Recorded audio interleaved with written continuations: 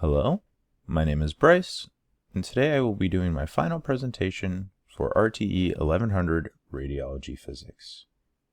Today we will be going over X-ray tube components, X-ray production, beam properties, photon interactions, and scatter radiation.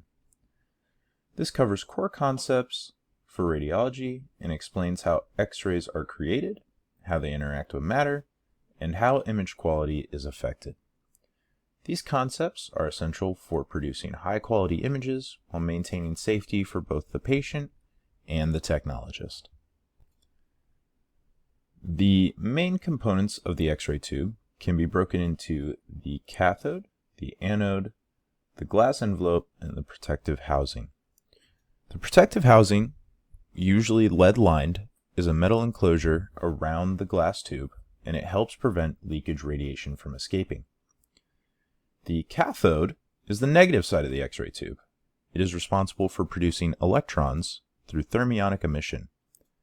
It does this by heating up filament, tungsten filament, which is usually dual focus, meaning it has two different sizes. It heats up this tungsten filament, and that is what produces the electrons in the interaction. Along with this, the cathode has a nickel focusing cup that is negatively charged, and this helps direct the electrons towards their target anode. The anode is the positive side of the X-ray tube. It is made of a rotating disc of molybdenum that is coated in tungsten. The rotating helps spread out the heat and extends the shelf life of the anode, instead of being constantly struck in one specific spot over and over. The molybdenum is used to help dissipate heat, and the tungsten is coated for its high atomic number and high melting point. Along with this is the glass envelope. The glass envelope is used to create a vacuum which allows the electrons to travel freely without interference from the air molecules, allowing it to strike at high speeds into the anode to produce X-rays. X-ray production begins on the cathode side. This is where the tungsten filament gets superheated and begins to boil off electrons through a process known as thermionic emission. This process causes the filament to heat up super hot, and it causes the electrons to get excited and break off of their binding energy. This forms a negatively charged space charge, and when high voltage is applied through kVp on the anode side, it attracts this space charge at a very high speed to the target anode. This is where the sudden deceleration of electrons creates multiple different interactions at the target. 99% of these interactions result in heat, while 1% of these interactions create Bremsstrahlung and characteristic interactions. On the anode side, there are two main interactions that occur when the electrons strike: Bremsstrahlung and characteristic interactions. Bremsstrahlung interactions occur when electrons slow down near the nucleus. This is also known as braking radiation. This produces a continuous spectrum of X-rays. This is also what contributes to the majority of X-ray production. Along with this are characteristic interactions. These occur when the incident electron knocks out an inner shell electron. The inner shell then needs a new electron, so these electrons then drop in from the outer shells, creating characteristic X-rays. Along with this, of course, is the 99% heat interactions. The properties of the X-ray beam can be split into two pieces. You have the quantity, which is the number of photons or the intensity, and quality, which describes the penetrability or energy of the X-ray beam. Quantity refers to the number of X-ray photons that get produced in the interaction. It is controlled primarily by MAS, which allows the tungsten filament to be heated up. Factors such as kVp, distance, and filtration may also influence the beam quantity. Something like filtration, for example, takes away the low energy photons, therefore removing some of the quantity being produced. MAS determines how many electrons will be available to produce X-rays in the interaction. The second property of the X-ray beam is quality, also known as penetrability or energy. This is directly affected by kVp. Higher kVp produces a more penetrating beam. Filtration also helps, playing a role by removing the low energy photons. These photons would do nothing but contribute to patient dose without really helping in image formation. Doing this results in a higher quality energy beam, allowing for higher image contrast and a more clear image. When X-rays interact with the patient, there are two primary interactions that occur within the patient that help create the diagnostic image. The two main interactions that contribute to diagnostic imaging creation are the photoelectric absorption and Compton scattering interactions. Photoelectric absorption occurs when an X-ray photon is completely absorbed by an inner shell electron. This interaction occurs in dense tissues like bone and occurs at lower kVp values. It is mainly responsible for the clear parts of the image, showing up bright white on the images.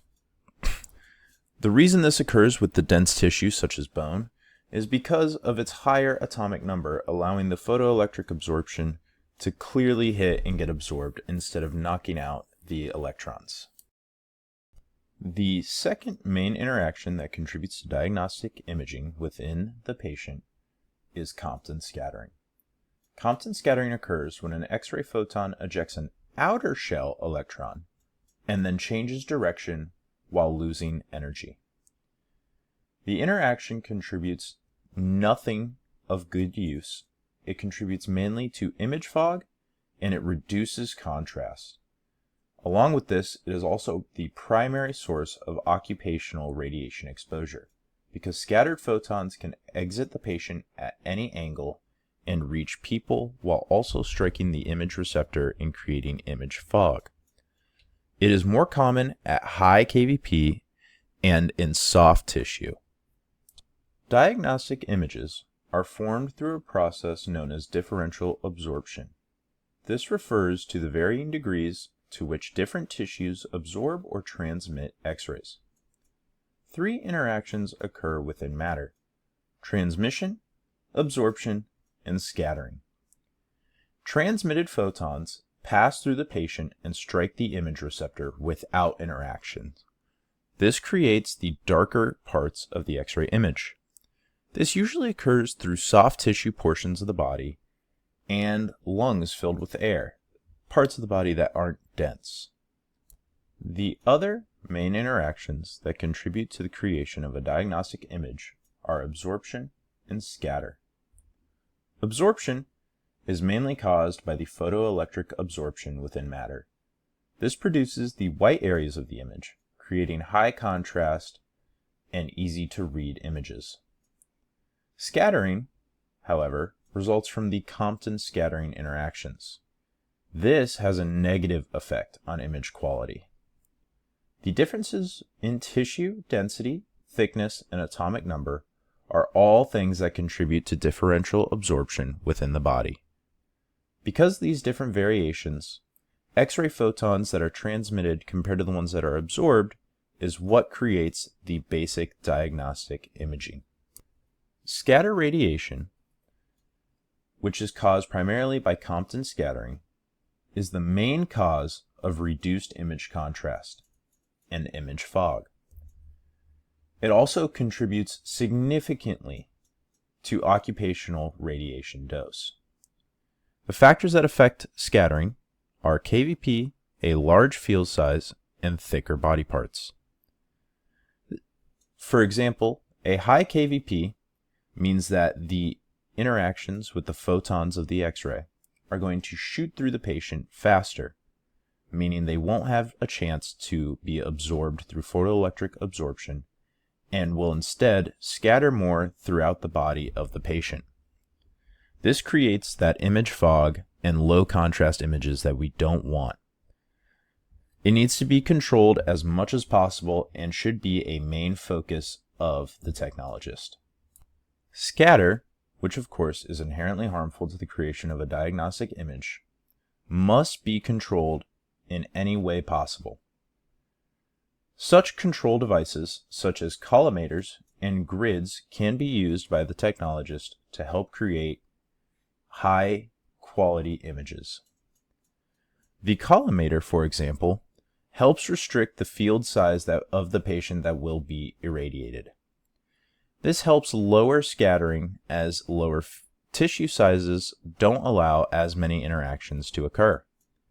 Along with this, the technologist can use grids which help absorb those scattered photons before they even reach the image receptor. Such grids, such as focused grids, help line up with the X-ray photons that will be coming out of the tube and allow the image to be high quality and high contrast. Of course, along with this is the use of proper imaging techniques on the technologist's part to help reduce scatter as much as possible. Finally, these are the references that were used to help provide the information presented today. This includes Bouchong's Radiologic Science for Technologists, Tafte's X-ray Production Scientific Paper, and Tsai's X-ray Image Production Procedures, which is also a scientific paper. Thank you very much, and I hope you all have a good day.